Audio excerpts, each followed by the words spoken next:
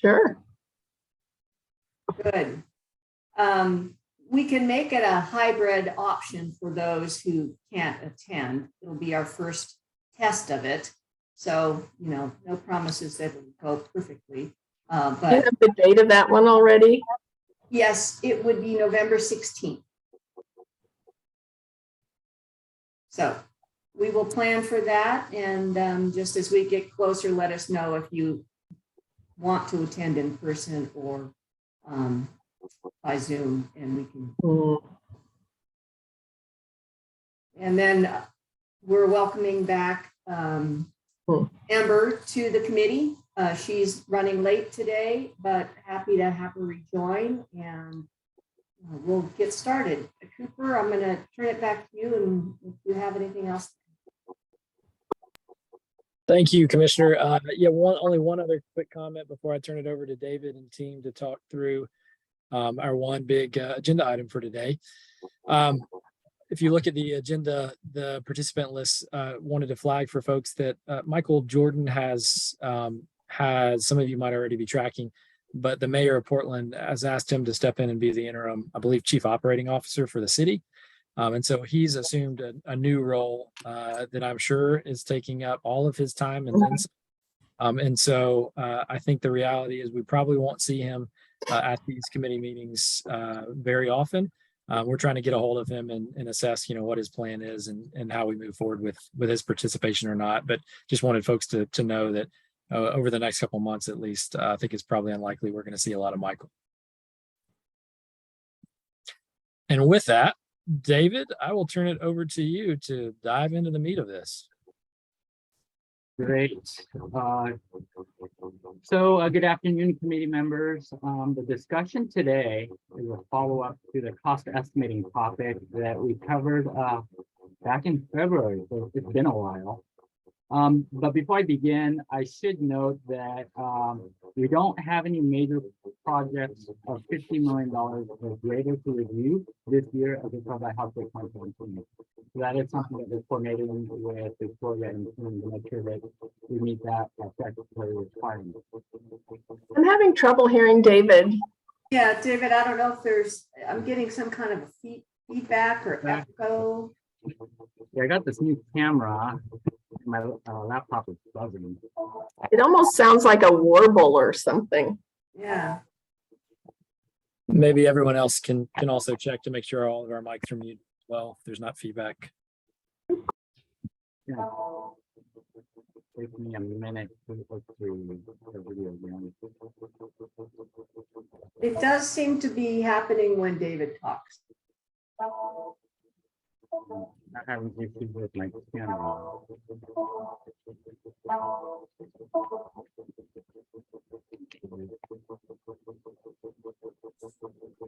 Do you hear buzzing? Yeah, It's sort of a, yeah. Yeah, it's my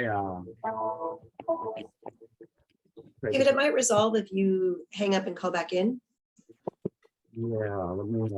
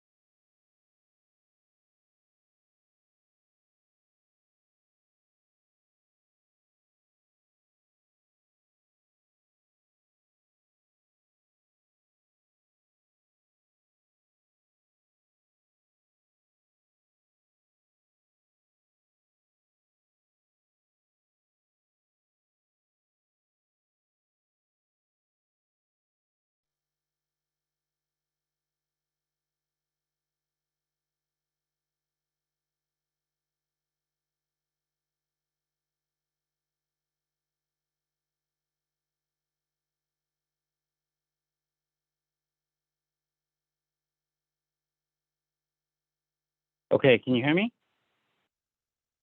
Much better. Can you hear me? Yes. Better? Okay. So we'll go to the next slide.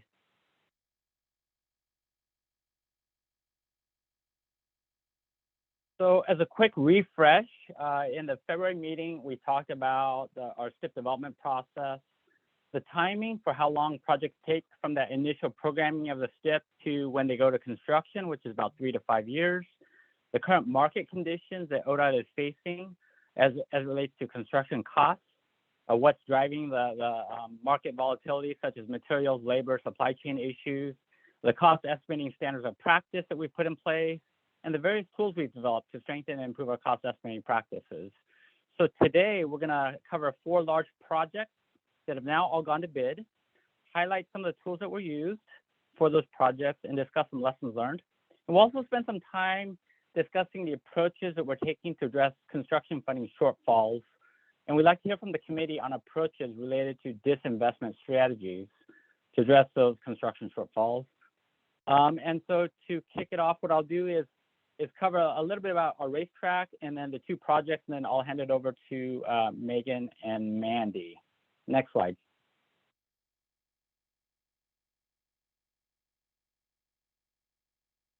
So as you may recall from our last presentation, we have what's called our project delivery racetrack. And when we're talking about major projects, those are projects that have significant environmental processes and planning processes that are required. We do a lot of cost to complete reports, but a lot of those projects happen really early on in the planning realm. And these projects typically have very high contingencies to account for unknown scope or risk factors because we just don't have all the design details at the time. Many of the new programs and tools that we've piloted or created have been used as we transition from this planning realm into project delivery. So the Rose Quarter project, the I-205 project, they all use a lot of these tools. And we know that what we do with a lot of these large projects and the cost to complete reports is that we have cost ranges. And those do get finalized as we move into design and then closer to construction.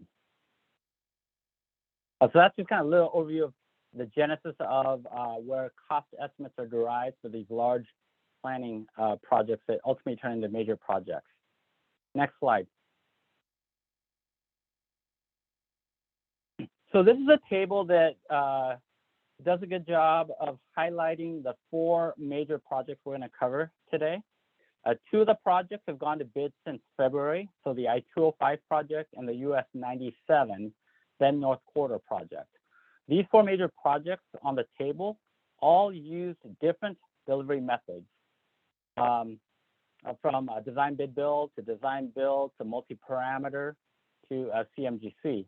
And many of these projects use the different tools that we covered during our session back in February. And some of these will continue to use these tools as they go into construction, such as the Rose Quarter project. For the Oregon 217 project, this was a design bid build low bid project. Bids were opened about a year ago, August 26th.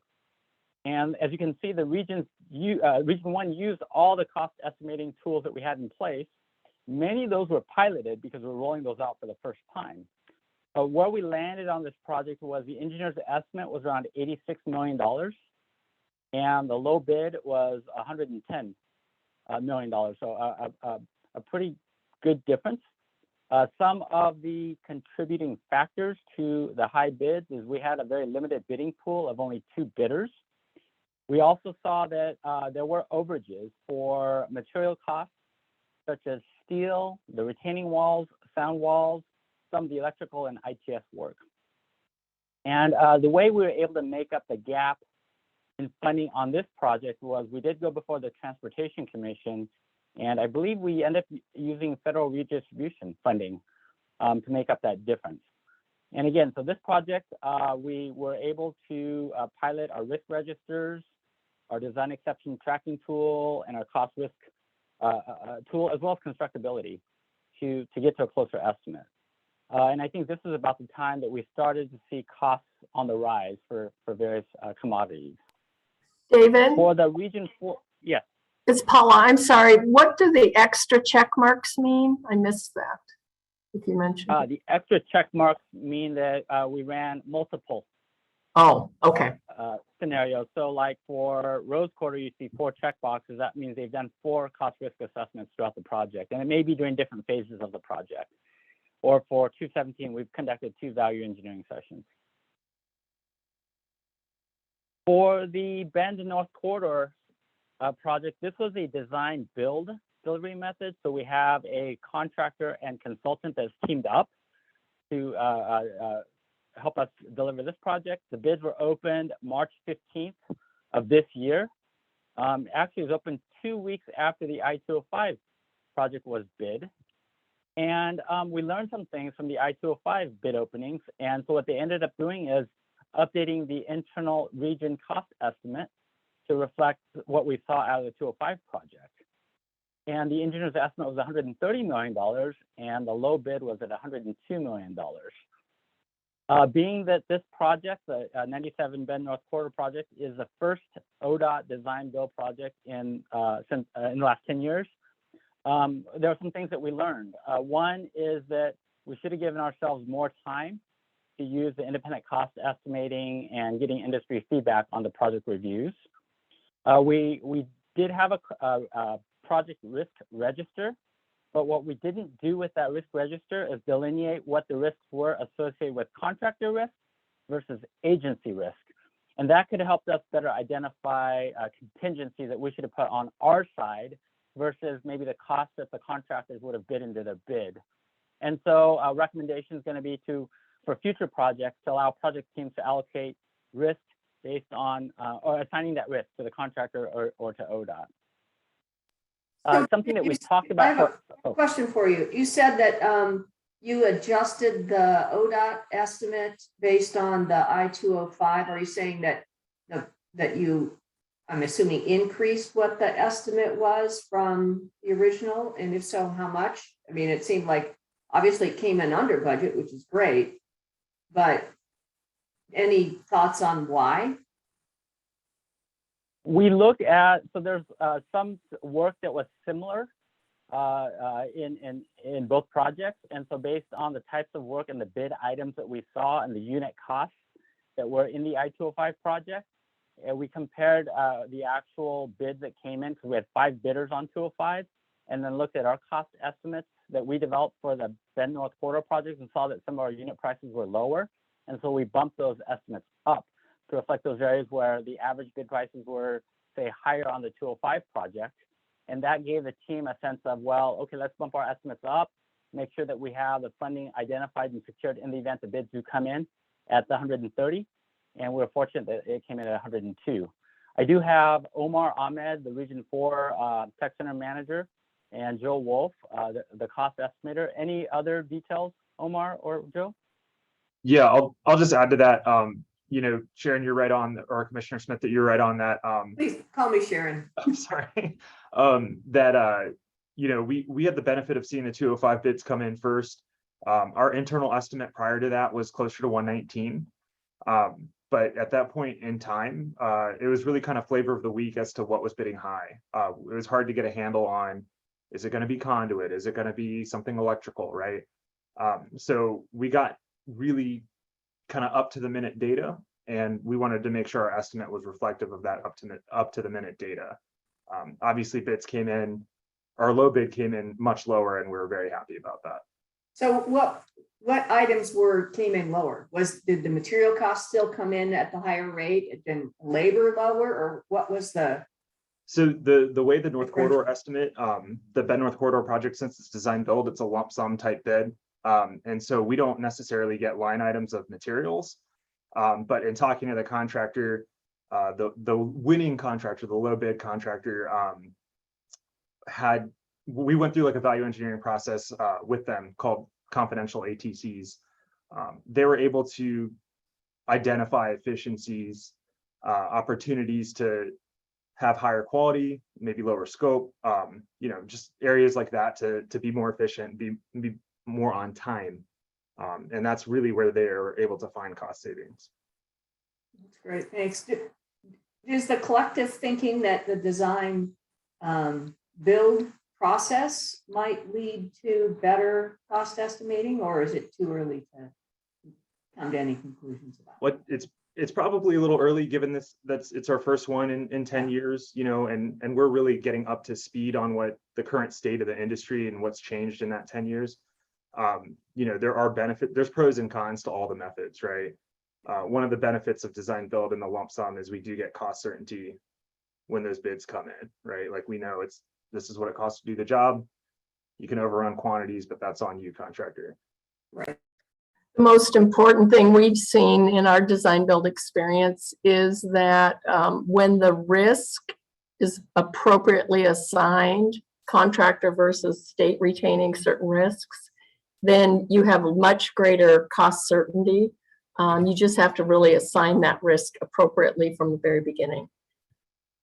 Yeah, you nailed it. And David alluded to that as well. It's something we need to do better. And there's plenty of room for improvement.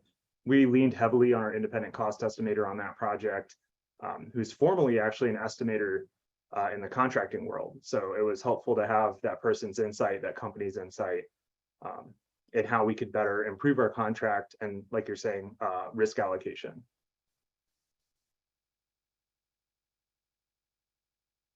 Thanks, Omar. And so Omar mentioned ATCs, alternative technical concepts. And that's a powerful tool because it really gives ODOT some insight as to what the design build team is thinking in terms of an approach for the project. It certainly rewards schedule and innovation and approach and ultimately better prices and risk management. The one last thing is for this project, a best practice in the future is to get our engineers' estimates to better align with what's in the alternative technical concepts, because each team has their own approach and means and methods. And if our cost estimators can look at that, spend a little more time, then I think our engineers' estimate will come in a little tighter to what the estimates of a design build team would put together. And so that's just a quick overview on 217 and Region 4, and those two projects are being delivered by the regions. Now we're going to hop over to the Urban Mobility Office, where we'll have Megan and Mandy cover Rose Quarter and I-205. Great. Thanks, David, and good afternoon, CIAC. It's great to be here. I'm Megan Channel. I'm the project director for the I-5 Rose Quarter Improvement Project. And I think we can go to the next slide. All right. So I'm going to just touch on very briefly sort of how we're approaching project delivery. We're using CMGC, or Construction Management General Contractor approach for this project, kind of providing an overview of our cost estimating process to date, steps we're taking for price accuracy, and then just some factors that we're seeing that are influencing our most recent cost estimates too. And I know a lot of this is in your meeting materials, so I'll just focus on a couple of the key highlights. But before I get into estimating, just kind of high level overview of the project. So the I-5 Rose Quarter Improvement Project is really both a transportation project and a community building project. We're focused on improving the safety and operations on I-5 between Interstate 84, which is to the south, the right of your screen, and Interstate 405, which is to the north or to the left of your screen in central Portland. And with that, also building a highway cover over I-5 to create new community space and then reconnect the street grid with multimodal improvements over I-5.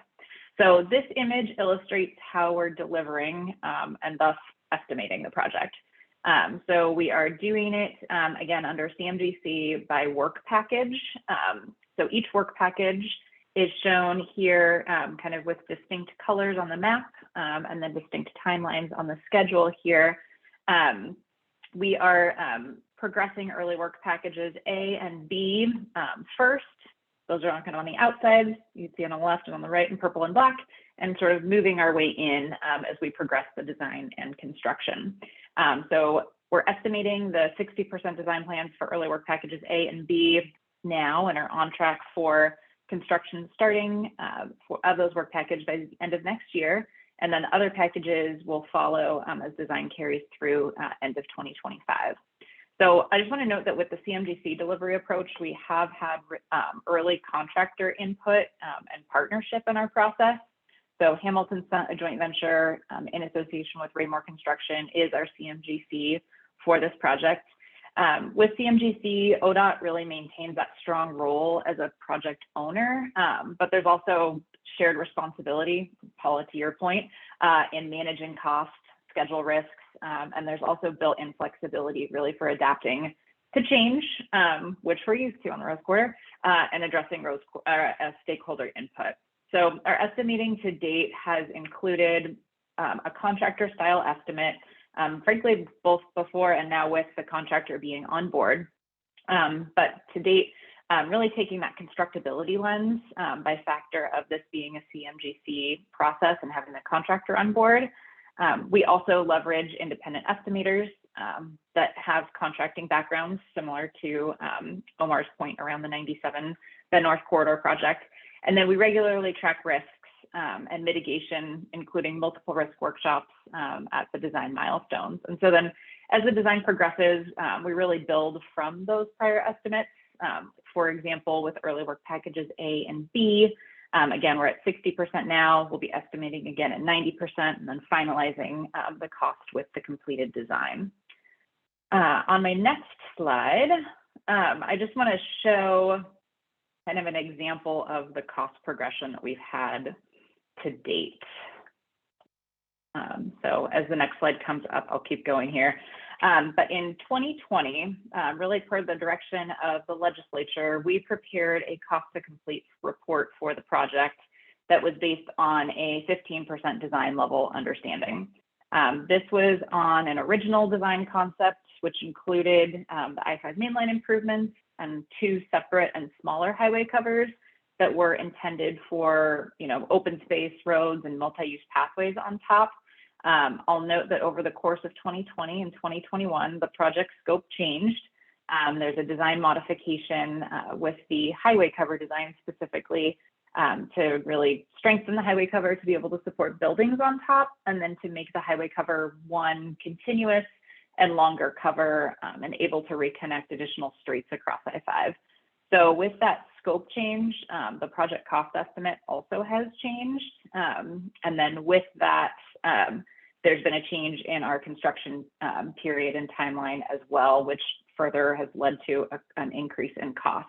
And so I share this cost estimate today, really just to note that we're still based on preliminary design understanding of the project in full. And our understanding obviously will continue to evolve as the design progresses. And I just share this as an example of how the costs have changed, but I want to focus back in on the process we're taking in that estimating process and kind of driving for price accuracy.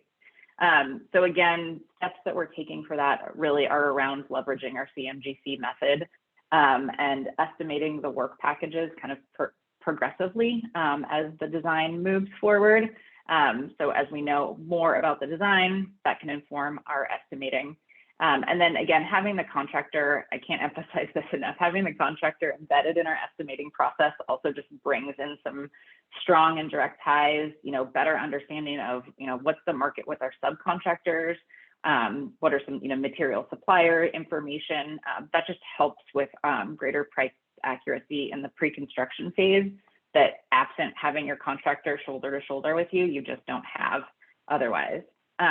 We also continue to use independent estimating firms to build these construction-based estimates, really based on just up-to-date market pricing. And then we work together to establish the estimated cost at each milestone.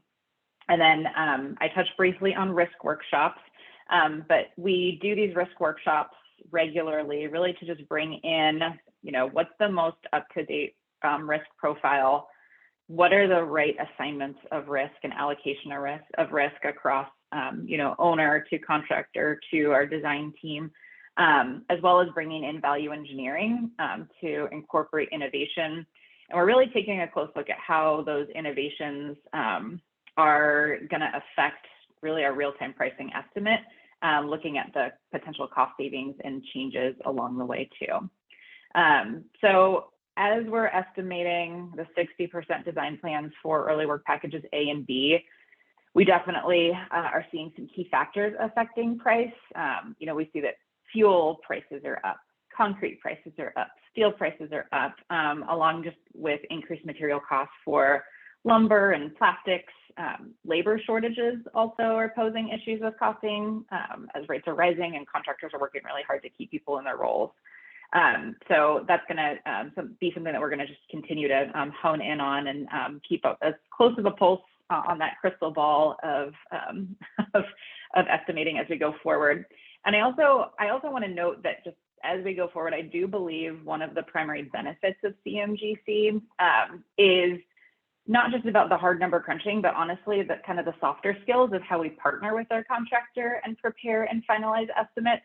You know, as part of the Rose Quarter project, we're working to create an environment that acknowledges, you know, the contractor is here to make a profit, but as an owner and a DOT, we're here to deliver a project in a way that is most efficient with our public dollars. And so just having that on the table is helpful in a more trusted environment for the cost estimating. And so our teams are really working hard to be more open book style to help drive to that price accuracy as we go forward. We can obviously continue to improve, and I'm just looking forward to hearing some of your feedback today on perhaps some other tools that we could use to manage our cost estimating process on Rose Quarter as we go forward. But I'll pause there and happy to answer any questions.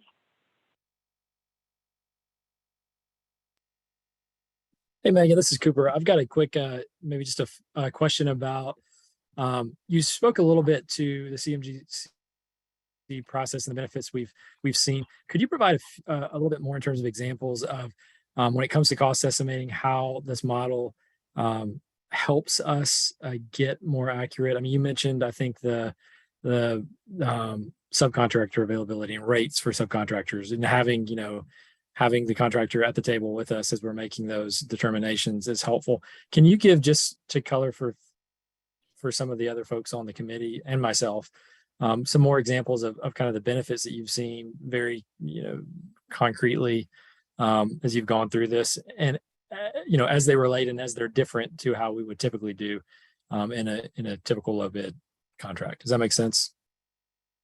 Yeah, absolutely. I think, what I'll hone in on, and I'll also note that I have Monica Blanchard here with me. She's our Deputy Project Director on Rose Quarter, and is even closer than I am on the estimating process. So I'll have her jump in perhaps with a specific example. But I think the key thing that we have with CMGC is really bringing in the constructability lens. And what I mean by that is, our designers are working in tandem with the team that's ultimately going to build this. And so as we're making certain design decisions, we have that reality check of, yeah, but if you did it this way, or if you do it that way, we could do this faster and cheaper and less impactful to the community. And so I think that's a key benefit of CMGC and bringing in that, how do we build it as we're designing it? That when you do a typical, say, design bid build process, you're handing the contractor just your 100% design plan and saying, please go build this. And so we have that benefit early, and we, I think, leverage that benefit on Rose Quarter specifically. Typically industry says, make sure that your contractor's on board, pre 30%. Well, we had them on board around 15%. And then with the scope change of the highway cover, even some added benefit to kind of go back to start point again with our contractor on board. So we're leveraging that opportunity really early in the process.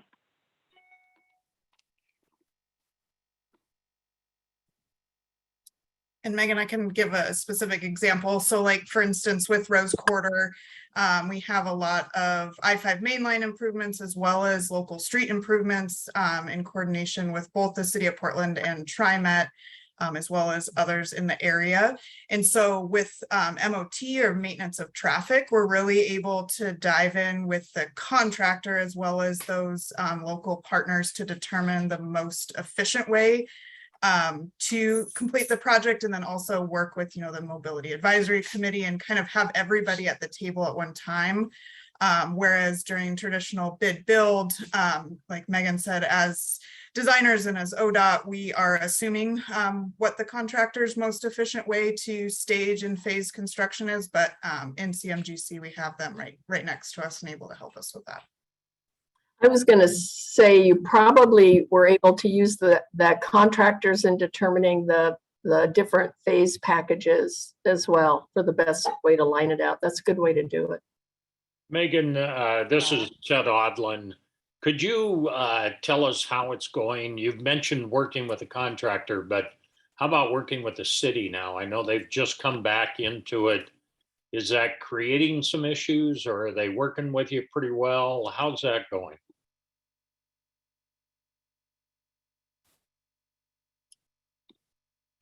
Did I lose you? With us, I'm having connection issues.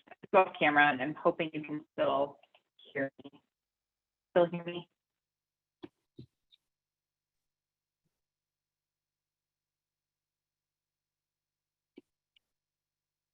I'll save Megan maybe. Says she lost connection issues. So the city has joined us as of the middle of July, and I would say overall it's going great so far.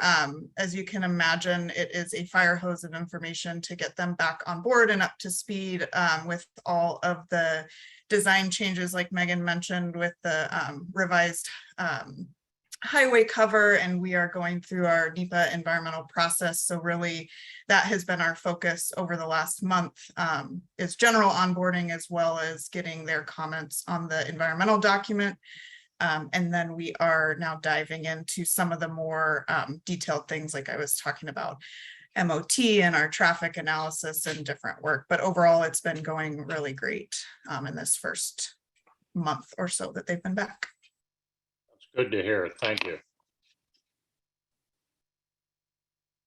Monica, thank you for that. I'm going to try and jump in again here on audio. And what I would add to that too is I think the governor's letter of agreement that was signed in the summer of 2021 is also very helpful in framing up our productive partnerships going forward.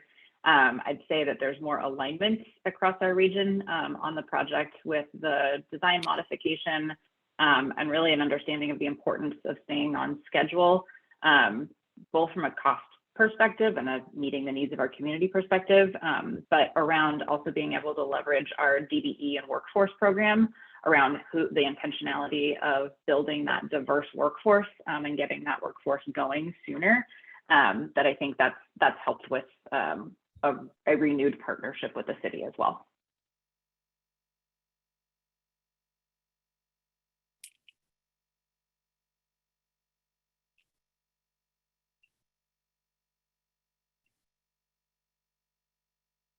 This is David. How's the relationship with ODOT and the CMGC? I'll be honest, when we first started, it was rough, but we are in a much better place now. And I think a lot of it had to do with, really, I know we've done CMGC years ago and kind of at a later phase in a project. Really, this is ODOT's, what I'll say, first time in doing CMGC, and really trying to fit ODOT into the CMGC process versus maybe trying to fit CMGC into ODOT. And so I think, I feel like we've gone through our storming phase and we're in our norming phase and working together and just doing a lot of work to build trust. I mentioned very briefly on the cost estimating piece, kind of this new approach for more of an open book component of how we do it. That's been really helpful. And I think just acknowledging that we're all a Rose Quarter team here to deliver versus kind of an us versus them mentality of ODOT versus contractor. And just even having partnership meetings at an executive level has helped with that and infusing that across the team. So I would say that the partnership with their CMGC team is really strong, powerful, and productive.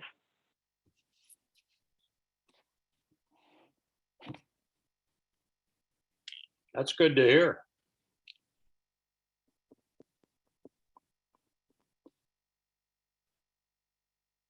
So David, maybe just following up on that question. Yeah, I've got one that triggered that conversation triggered a question for me, David. I guess for you and more kind of from the headquarters statewide project delivery perspective, what do you see or what does our team see as hurdles? Megan, I like the way you framed it of How does ODOT fit into the CMGC kind of model rather than vice versa? Where do you see those tension points from a statewide delivery perspective on, how we adjust our processes to be more in alignment with this new delivery model and method that we're using here? Like, what are the points that you've seen from kind of internal perspective where we need some work, or where there's just been challenges or just kind of disconnects between this model and our traditional way of doing business? Yeah, I think, there's going to be a lot that we're going to learn from both the CMGC project and the design build project. We have a team, an alternative delivery section that helps with procurement and contract administration, the contracts. And as we glean more information, it's what's the role of the project team versus the role of headquarter subject matter experts in the engagement of the project. Because at a team level, you're engaging the contractor every day on a CMGC, but in a low bid, the disciplines are only engaging the contractor on an as needed basis, because it's really just the construction office is working. And so our hope is that as we continue to monitor and support the Urban Mobility Office with these projects, if there are learnings, how do we capture that and how do we apply that, whether it be improvements to our contract specifications or improvements to our guidance manuals for the next CMGC that comes online. And just that knowledge transfer is a key piece. And I know that was one of the guiding principles or goals of the formation of the Urban Mobility Office, is let's really lean in and be aggressive. There's going to be some learning from that and how we apply that across the agency, so that CMGC and design build will be regular delivery tools that we have rather than the exception. So I just want to underscore too for the committee members that, your point about we have stood up the alternative delivery kind of team to take this and look at it internally from that perspective. So that is, I think, a significant step in the right direction as we start leveraging these new methods of delivery. It seems to me that once you have a couple of these under your belt and your team is comfortable, then the next step obviously needs to be that you've got to train your on the ground folks in how to fit into a CMGC, because it's a different relationship. And, if the central team knows how to do it, but the regions don't know how to do it, then it's not going to work. So, more training, I guess. Well, I think it's important to keep the same people in place. The Rose Quarter is a huge project, and I know Megan puts in tremendous time and hours. And I'm sure she'd love to get a job that was a little easier and going, but the pressure's always, if she can be the next one with all the lessons learned, the next one goes easier and the one after that goes easier. So if ODOT can keep the same people, the same team in place, it really helps the process. I'll just add one more thing. I was just going to say, I also want to plug, and Monica in particular, Monica joins us from the contracting world. She has 13 years of construction experience as being a member of the contractor team, leading projects. And so I think the more that we can also bring in, Ted, I'm happy to hear you still want me to stay. Happy to stay, but I think the more that we can also bring in individuals that have that prior contracting experience into ODOT also is very beneficial to our process too. Well, and what we've got to be able to do, honestly, is pay people at a rate that they'll come to ODOT. It's very hard to attract people from the construction at half the pay. So I think AGC and other agencies need to go out for ODOT and push legislatures to bring pay up so we get good people on board. Hear, hear. But at the same time, look at that timeline and how many years that was. And if Megan and Monica, have to be ankle chained to that project for that long, that might not work out so well. That is something, though, that I think when you think about succession planning and bringing in deputies to start developing future project managers and leaders, that you may even have to double up on your own staff a little bit. But building a big, strong base for continued growth for the agency, I think would be really good. Well, these mega projects take a different set of tools than a normal $25 million job. These things take really different tools, and we've got to get people up to speed on what they are and how to work them and how to make it all come together. So, time in the trenches is important, but education is also. It does speak to the importance of recruitment, retention, competency, succession planning, and at the end of the day, a strong owner role. And I should also speak about, with CMGC, a critical aspect to the success of CMGC is cost estimating and having good cost estimates. We're always negotiating with the contractor on what the costs are. And so that's an area where that is coming out of headquarters and building that capacity, not just in headquarters, but also in the regional offices so they can actively manage and negotiate in the field versus always relying on headquarters. So that's an area that we've ramped up in, and that's the topic we're talking about today. But it's an area that we'll continue to shore up and strengthen as we lean in on all delivery methods. I wondered, did you mention much about cost escalation in this recent inflationary period and supply chain problem? Have you kind of measured how many of these projects have run into that on bid date? And are you putting cost escalators in your, are you allowing cost escalation for design builders of materials? Yeah, this is Joe here. I'm with the Project Controls Office. We have steel escalation, asphalt escalation, as well as fuel escalation that apply to a big majority of the projects. Fuel escalation and asphalt escalation are mandatory. Steel escalation, though, the contractor can opt in and out of. So we do have escalators in our contracts. We are at PCO, we do the engineer's cost estimates. We're adding multipliers to try and look at that crystal ball, if you may, to see where projects are going to land, as well as looking at most recent bid history. But, we're going to project forward. We're also more actively engaging with our vendors to, see what's going on in their product lines. So I think the story of it all is active communication. Again, the norm would be we siloed when I first started here at ODOT 5 years ago. We didn't talk to the industry much about what's going on with the supply chains and products from a cost standpoint. So now we're actively talking with them on a weekly and monthly basis. So getting those inputs.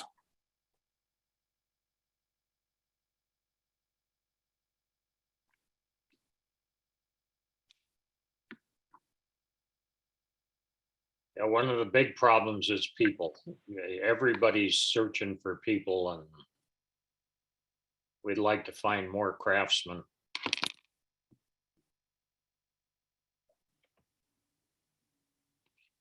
So shall we move on to the 205 project? Sounds good. Mandy? Sounds great.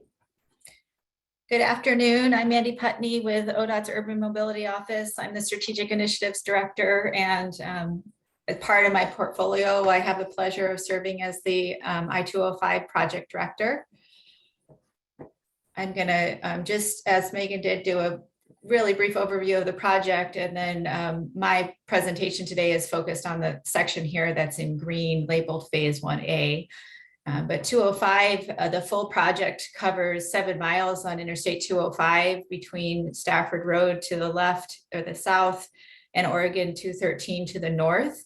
This project has been in development for a considerable amount of time, and this is the one section of the 25 or 26 miles of 205 in Oregon that narrows down to 2 lanes in each direction. So the full project adds that missing 3rd lane, does a significant amount of seismic resiliency with the addition, the replacement or rehabilitation of 9 bridges, including the Abernathy Bridge across the Willamette River, as well as the Tualatin River bridges. adding some sound walls and some real-time signs, traveler information signs throughout the corridor as well. So phase 1A, also referred to as the Abernathy Bridge section, is the section that's currently under construction. I'm going to provide a little bit of an overview of our bidding process, the bids that we received, and some of the reasons for the difference in those bids. And Paula, you know, is kind of a real life example addressing some of the questions you just asked about. And then some lessons that we've learned, and then would appreciate feedback of other things that we could take forward as we're thinking about the rest of the 205 improvements project and managing costs, and also agency-wide as we're thinking about other similar projects. We did use the tools described by David earlier as we were developing cost estimates for this project. We had independent estimators. We had multiple constructability meetings, including specific meetings with drilled shaft contractors, and also had one-on-one constructability conversations with potentially interested primes. After all of that work, we moved forward and programmed $375 million for construction in the summer of 2021. We programmed that amount. And then we moved forward with our procurement. We did use a multi-parameter best value method, A plus C plus D, that allowed us to score the technical component of the bid at 60% and the cost component at 40%.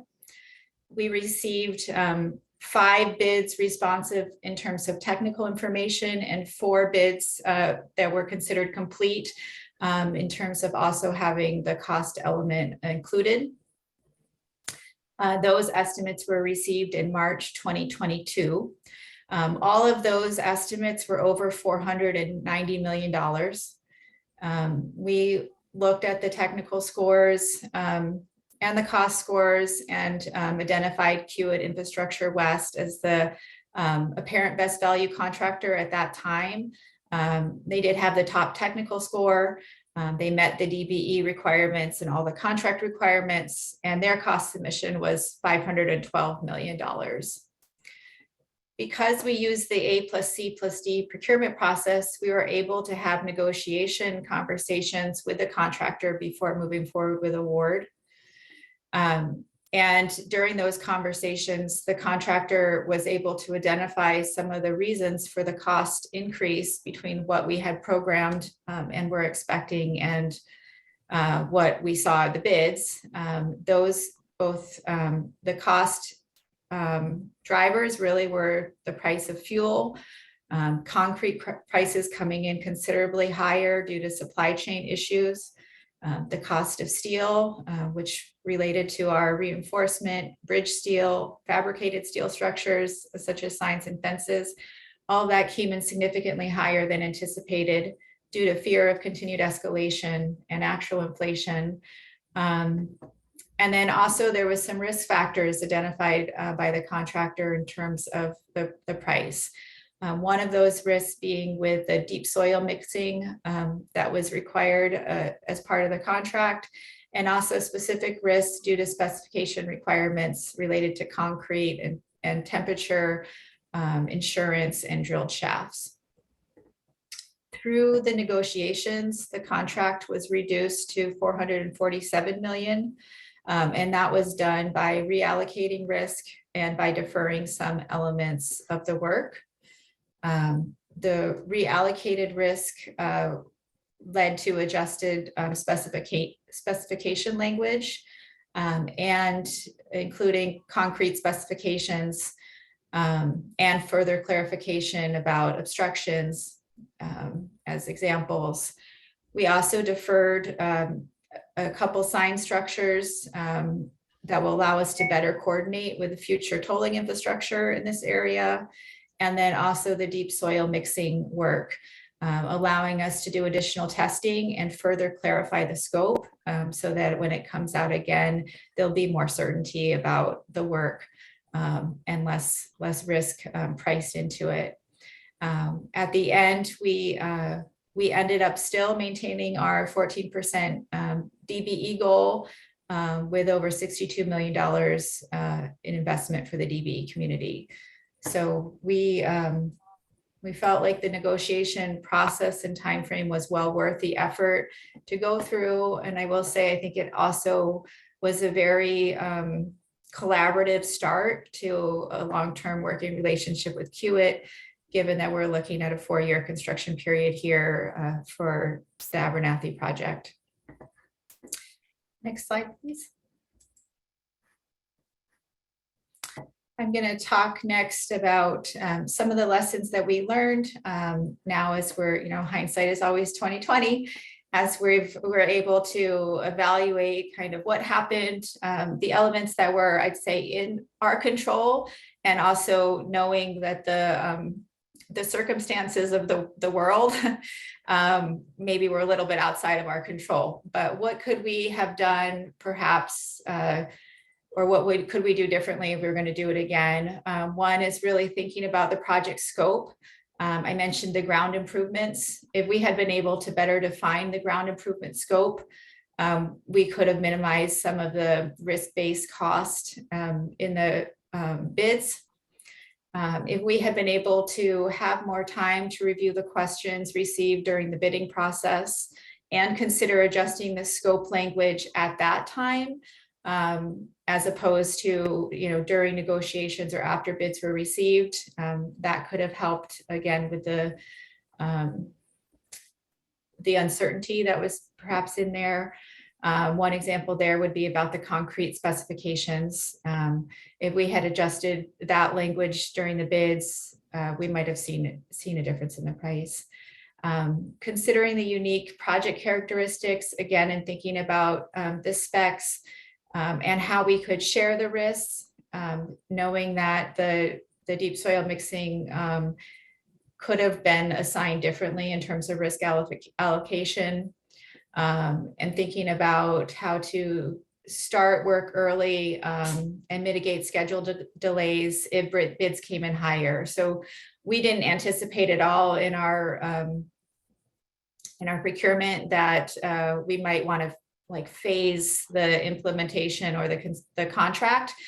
We issued a contract procurement saying that we were intending to issue just one contract, and so that did leave us a little bit less flexibility as we were thinking about what we did once the higher bids came in. And thinking about the contract specifications specifically related to concrete, how we can be more in alignment with industry standards for drilled shaft and mass concrete pours. And then really do see that there was a benefit to engaging contractors early. We would continue to recommend that become standard practice for ODOT moving forward, of getting contractor ideas and thinking about taking that even further again into what does that mean for a specification language, and how can we be perhaps more flexible earlier and upfront as opposed to after the bids come in.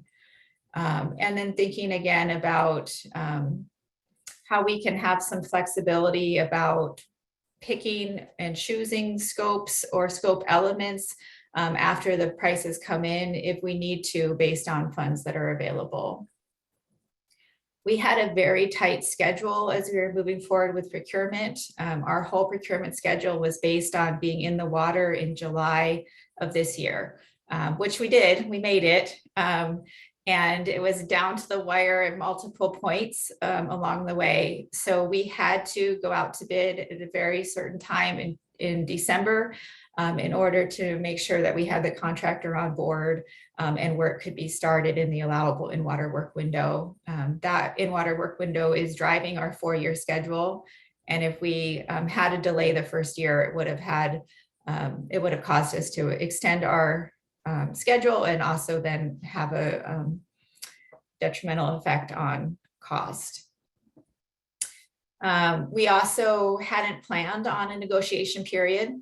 And we, I think in the future, I think that's a plan that ODOT is can be more equipped to move forward with negotiation, to have a negotiation team at the ready, to really think through who needs to be at the table and be prepared to set aside the time to do that.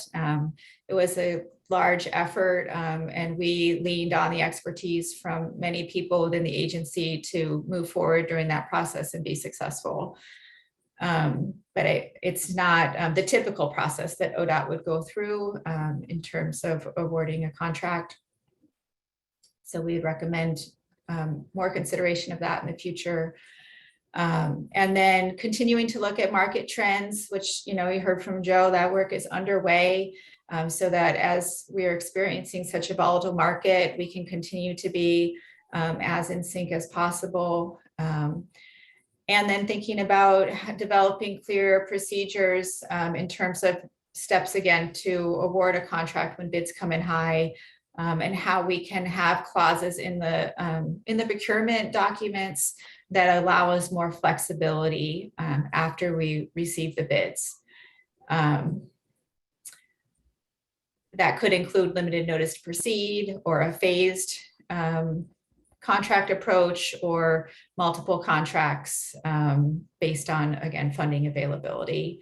And then the last one that I'll highlight is related to insurance requirements. And again, are we using the most cost-effective means to cover our risk?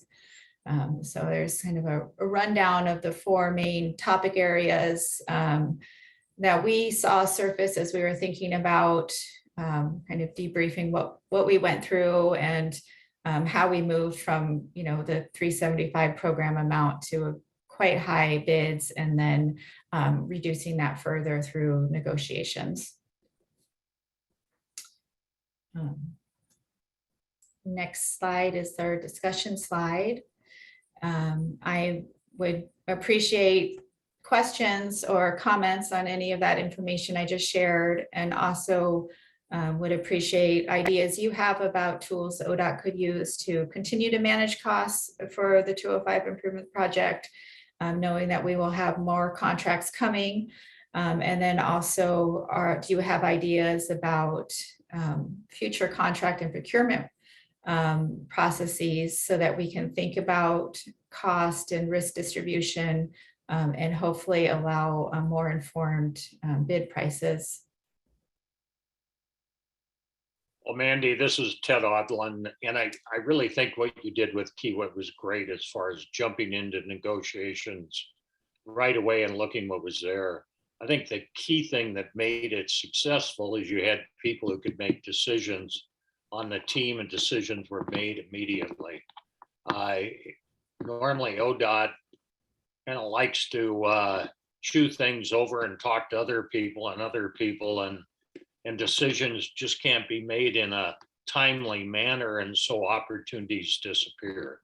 And I think this showed that with, the right people at the table, with people making decisions, saying, yeah, we can do that, we'll go here, let's make it work. ODOT saves a tremendous amount of money. ODOT helps the contractor, everybody comes away a winner on it. Great, thank you. I appreciate that. We definitely, like our feet were held to the fire. As I mentioned, we really had a very real time constraint. So maybe in some ways that worked to our benefit, because it forced very quick decisions, and making sure we did have the people at the table that could make decisions as needed. Most successful projects in the country are the emergency jobs, where all of a sudden we got to get on them, we got to build them, we got to go, and everything happens and gets done in record time, and they always get a quality project and everything's good. It just shows that getting things and having the push to get it done and make it work and get decisions made and move on always seems to pay off better. So if ODOT comes away with anything, it's getting people at the table to make the decision and move forward. Hey, Ted, this is Joe Wolf. Glad to see you. I just wanted to add to that. It was from being at ODOT 5 years, what was really unique about this situation was the team was empowered to make those decisions from the top. So Chris Strickler, Macklin, everybody, we came to the table with the problem, the team came with a solution, but the team got empowered by the executive leadership. And that's what really changed things. Was I think everybody at ODOT has good intentions and great ideas to move forward. And we got some really great, smart people, but we really got empowered to like, yeah, let's make it happen. And when you had the support at the top, it was like, okay, we're good. There's no roadblocks, right? We can get creative. I mean, it came at risk. We were in uncharted territory with DOJ. We put DOJ in a weird spot. Procurement was in a weird spot, but we just had that open dialogue and we worked the problem, but we had the support. And so that's, I think, a key takeaway I wanted to share with this group is we really had the support of the executive leadership behind that team negotiating. And that's what it's going to take on future situations. Well, that ought to be the model moving forward. And the savings will be great, I think. And I think it'll help the whole industry, everybody.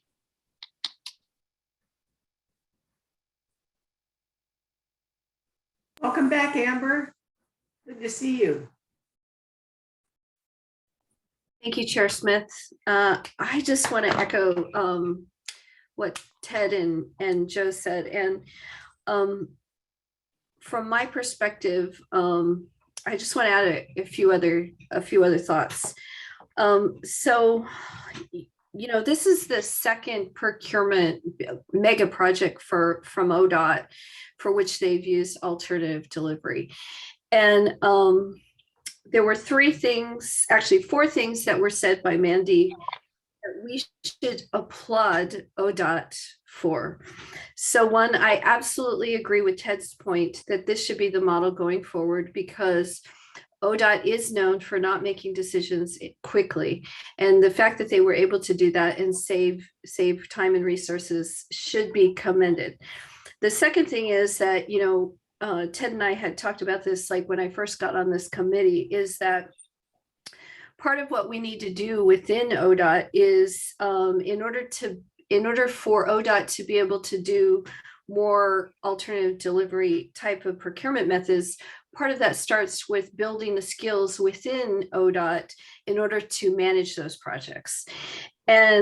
And so there were three other things that Mandy highlighted that I want to highlight because they directly relate to some of the barriers and sit within ODOT systems that I just want to applaud. One, that they included, that they recognizes that they need to include clauses that allow more flexibility. So that is one of the barriers that we have seen as DBEs. The second thing was she highlighted the insurance requirements that may not necessarily be cost effective. And that is also a barrier that DBEs considerably face oftentimes on an ongoing basis. And the last point was information, having a standard operating procedure to collect information related to contracting that could have improved the RFP. All three of those points, coupled with the quick decision-making, will overall improve ODOT's project delivery methods. So I just want to highlight that and say, I'm really excited. This is cool. Appreciate that. Thank you.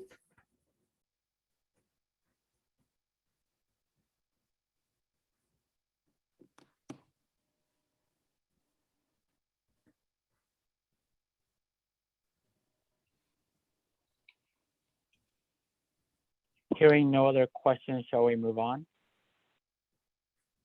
So David, I can't resist. I've got a question for you. I'd like to give a little time for you to maybe speak to, where you said we've heard all these great lessons learned from 205 and from Rose Quarter and elsewhere. Where are we? Maybe you're going to cover this in the end on some of those pieces. I think are more easily done than others from a kind of overall project delivery perspective. This is our SOP. But where are we on those conversations about how do we then incorporate that feedback and those lessons learned into our processes, make us more responsive, especially as we lean more heavily into alternative delivery methods as the way of the future, or at least a big part of the way of the future. So can you speak a little bit from kind of the broader project delivery perspective on how we're incorporating that into into our kind of core structures and processes and procedures, or at least entertaining that, and potentially even some of the pitfalls and challenges in doing so, because I'm sure there's some. Do you mind speaking a little bit to that, David? Sure. So what's been helpful, and as you can see in the course of this conversation, we have headquarters staff engaged with the projects, whether it be the Region 4 Design Build project or the CMGC project or the I-205 project. I was also involved in helping out with the negotiations efforts. So that knowledge transfer is key. We have identified a number of future projects in our STIP that are very ripe for CMGC Design Build. And so we have headquarters staff that know and have some of the experiences. We know who to go to with experience in the regions. And then part and parcel is working with the program staff and bringing those experts to the table to help inform as we move forward with that next procurement. What do we learn and how do we apply it? And so we don't, a lot of this is new for us. So we're all kind of learning on our own, but now we have people that have that experience. I think the challenge is going to be workforce. As someone stated earlier, we need strong project managers. And today, any position that requires a license or certification are very, very difficult to fill.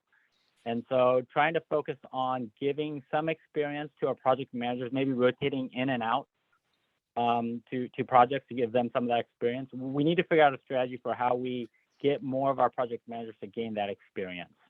I'm having active conversations with Ray Maybe about the IBR project. There's gonna be a lot of design build, and yet we don't have a lot of project managers with that experience. And so how do we build up a program of training and build that competency so that we can efficiently, effectively deliver? And so as we go through our budget exercise right now, and as we look across our portfolio, are there projects we can get started on now? ADA is another area where it's ripe for IDIQ or design build, where let's get some of our project managers engaged. We're actively having conversations with Region 3 and others to say, hey, here's a small bundle. Can we do design build and get our feet wet and get our project managers some of that experience? But right now we don't have a lot of projects, and we need to get more projects in the pipeline to actually deploy and implement.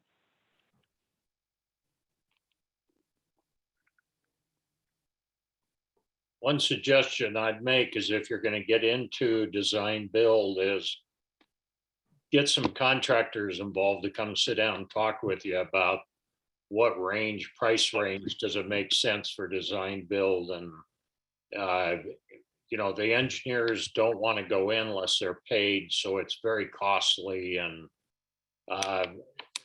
talk with the contractors; they'll help you on it. Yeah, it's good that we have a strong partnership with the AGC, and with our new Constructability program, where we can actually have bidders come in and share their experiences and identify what they see to be risks.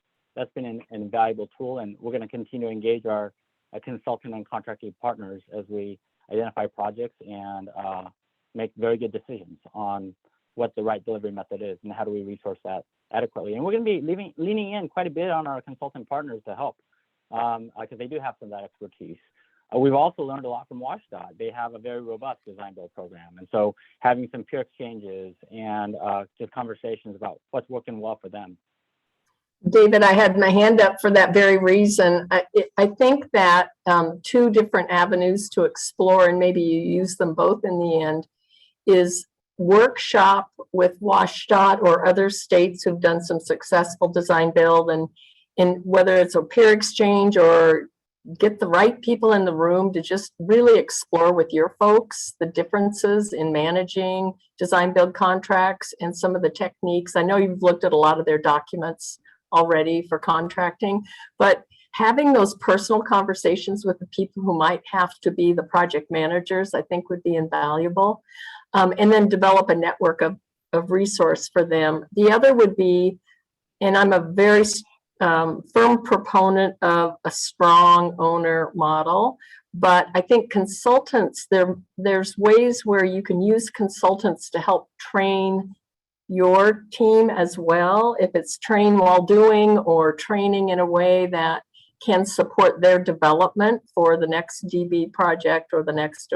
I mean, I think there's a way for the enterprise to support the delivery expertise that's needed.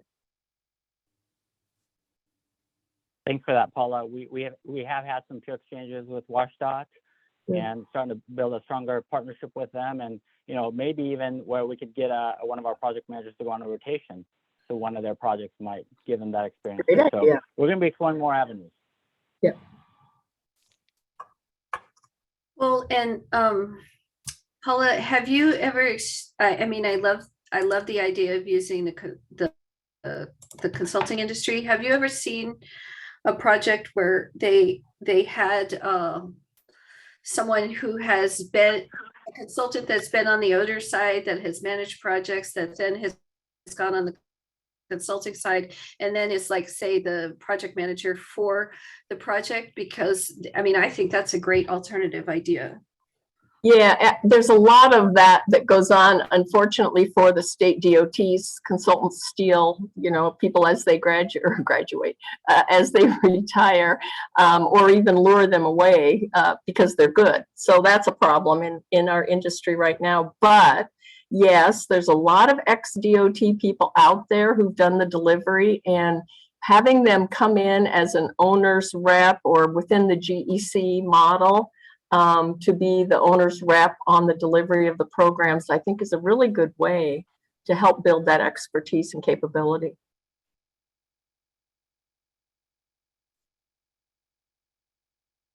This is Joe Wolf here. You also have crazy guys like me that managed projects for 15 years, building ODOT projects and doing CMGC work as a project manager. But Yeah. I'm not a licensed PE, so I cannot be a PE for ODOT. So there's some restraints there that in the private sector, as Ted would tell you, most of those guys that ran Selwood Bridge do not have engineering degrees, right? Most of the guys that are at Kiewit's table do not have engineering degrees, or Hamilton's or Sons.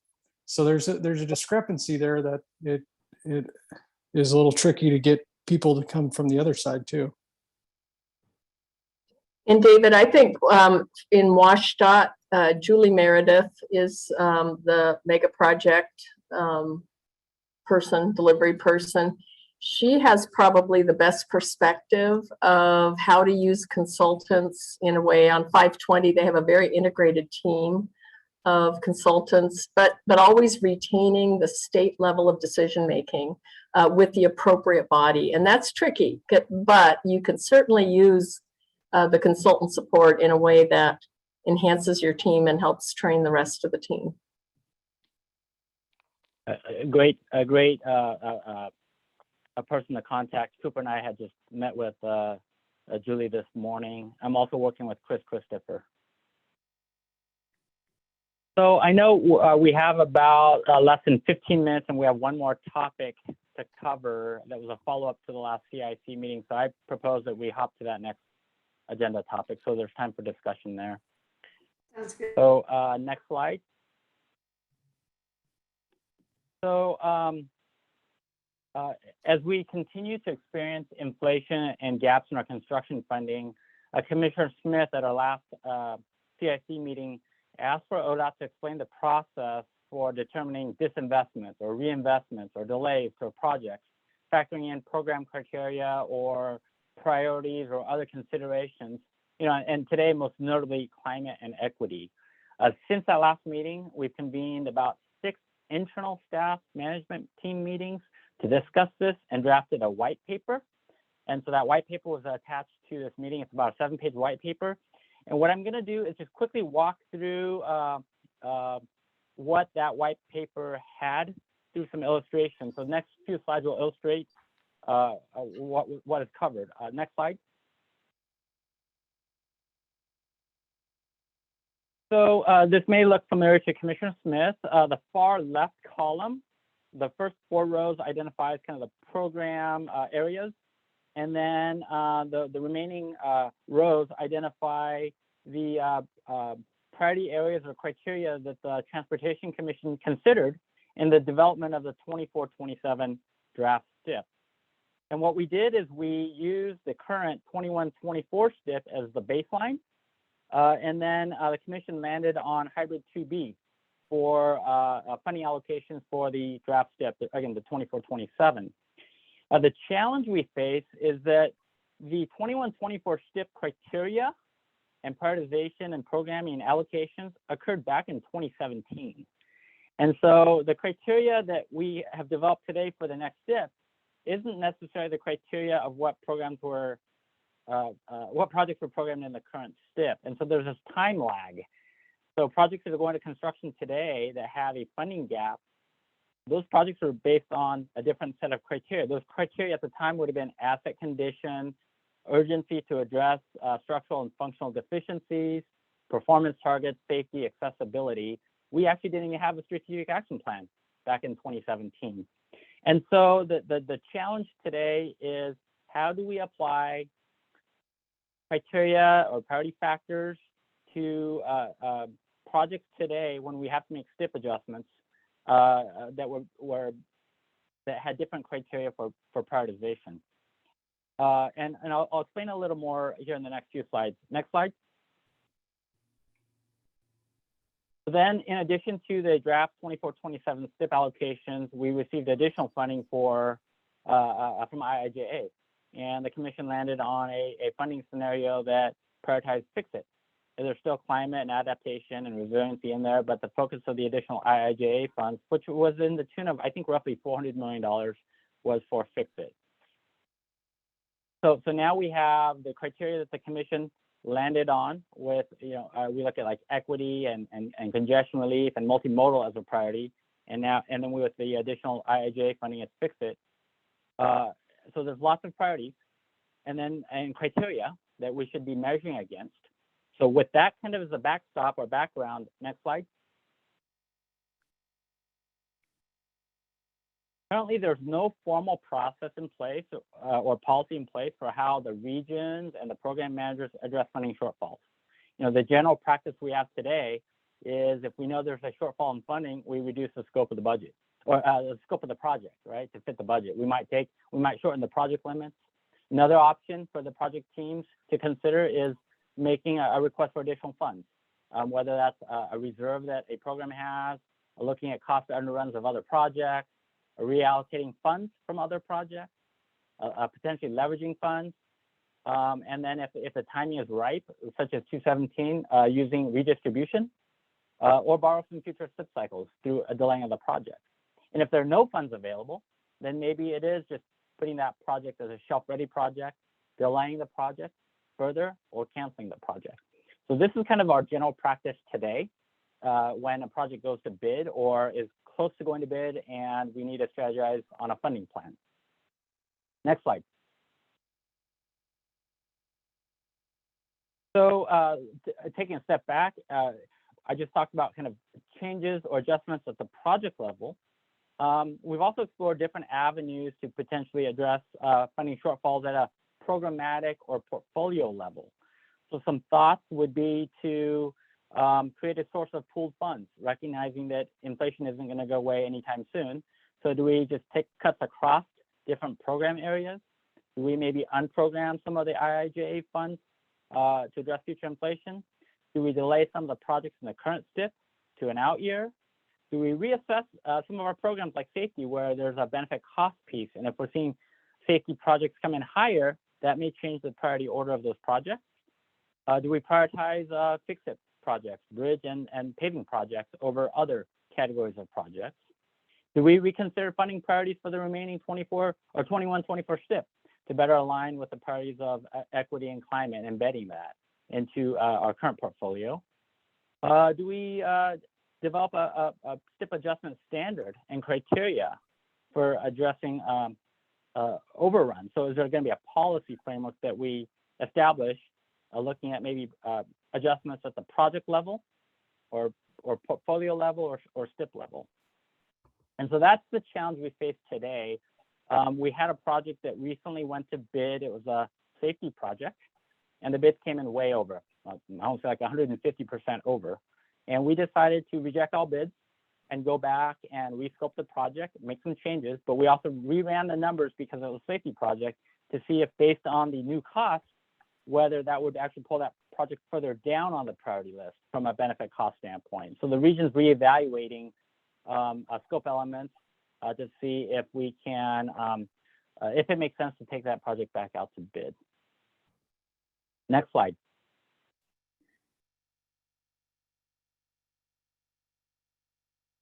So as stated in the white paper, there are many disinvestment strategies that are suggested in that paper, and some of those actions may require changes at a portfolio level or statewide level, but those strategies would need to be discussed with key internal stakeholders and policymakers. And again, we have new considerations that weren't considered before, such as climate and equity. We do have a couple of groups. We have a STIP steering team that helps develop and inform criteria and guide the STIP development process. But once the STIP allocations are done, it appears to me that their work is done, and that portfolio then gets handed over to other teams like our program managers team and the STIP portfolio team. I see Amanda Peets is on the call. She's on the STIP steering team, as well as Cooper. And so the discussion that I'd like to have here is, how do we move forward when it comes to shortfalls? Today, general practice is to just look for money, and we've been fortunate to find monies or take money from other projects. But is that the approach we should continue to take, or should we take a strategy of maybe looking at a program or a STIP level? I know that Jeff Flowers, our statewide investments manager, is looking at programming the 24-27 STIP with just design only and creating a bucket for construction. So as those projects go to bid, we can fund those projects until those buckets run out. And so that creates a bit of a contingency or a cushion. But based on how many projects we program for PE, not sure if we'll have enough to completely fund all the projects for construction.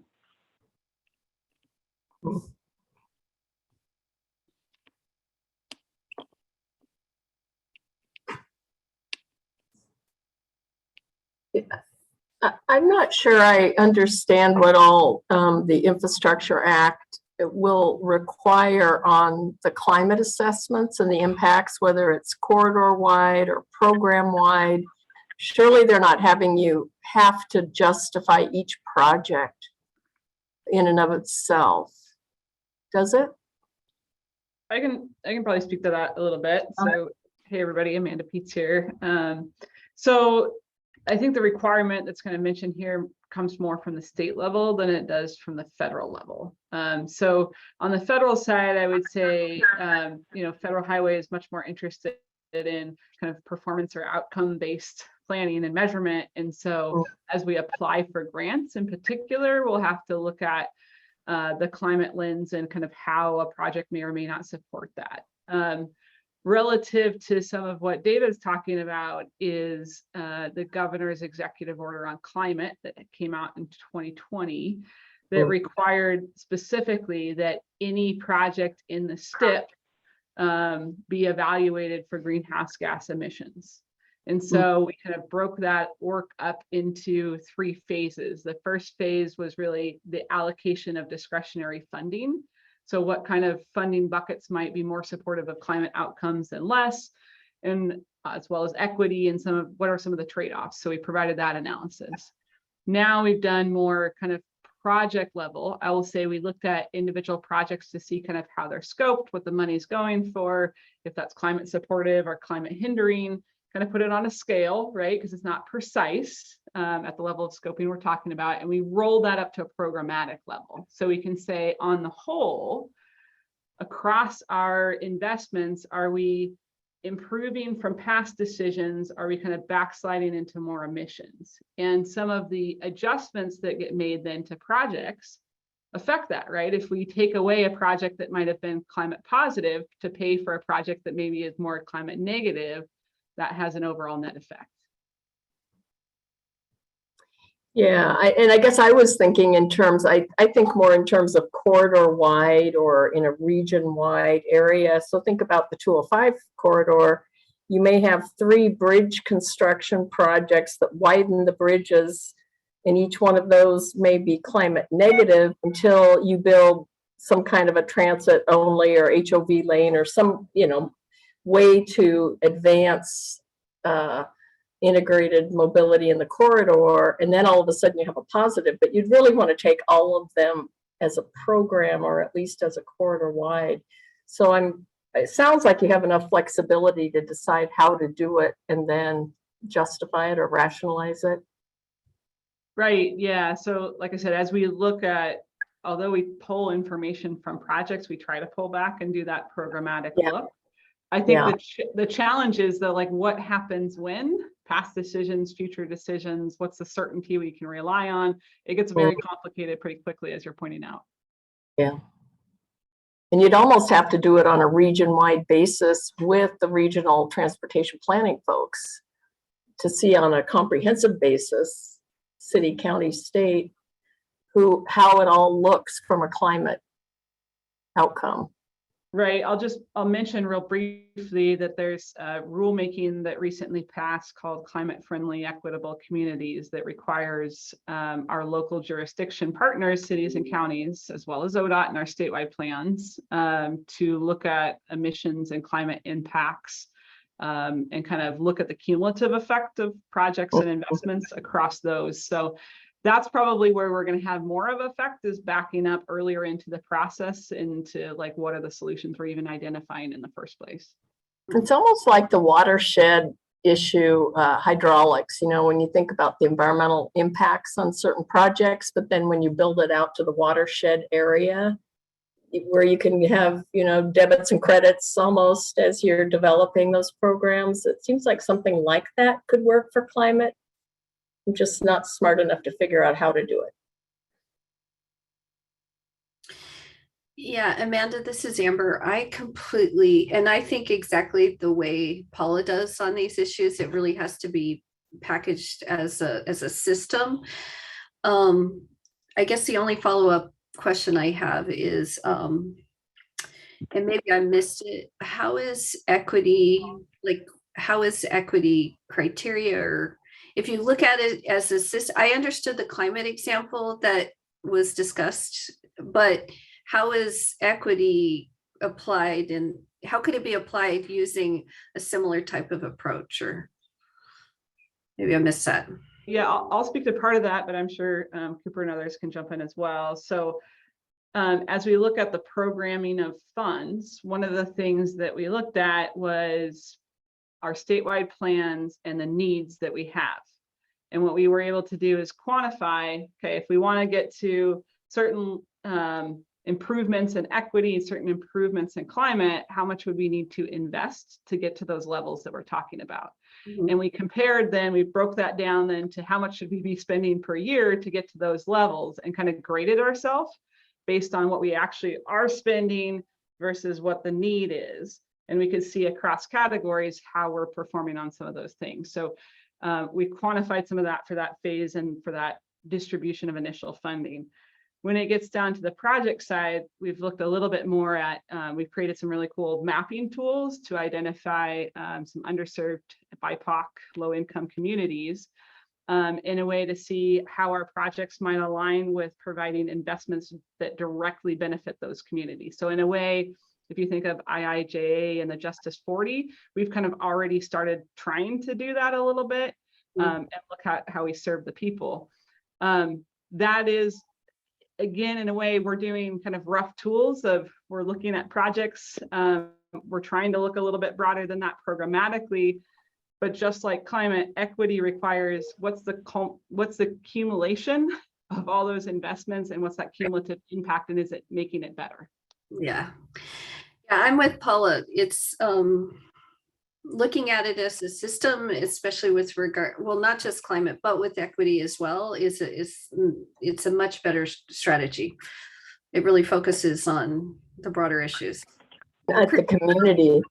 But I almost feel like that one only other thing I'll say, and then I'll shut up, is, David, you mentioned, should we have a fund? I think when you're scoping and estimating budgets for projects, you have to recognize that some of what you're going to invest in on projects is repairing some of the damages that have been done in the past. I mean, think of Rose Quarter, it's a great example. It's not only do you have to build whatever you're going to build in a way that's equitable and provides access, there's been some damage done. So how how do we repair and reconnect some communities that perhaps have been severed in the past that you hadn't planned to do that with your next project?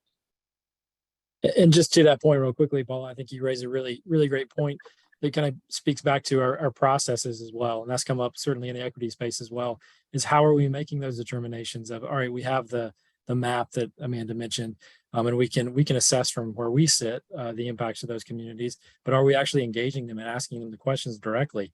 And again, there's a lack of trust there in some spaces because we haven't done that historically. So it's all part and parcel to this. That piece of the community engagement is really, really vital as well. And so we're trying to factor that in and update our processes along those lines. Which is hard, which comes to resources as well. Sorry, but it comes to resources as well, and that's the challenge in this very constrained kind of financial environment that we're in with an operation shortfall, as David kind of alluded to earlier. But we're certainly going after it. So back to you, Chair. Yeah, I just was going to comment that the question about disinvestment, we have a historical way that we approach it.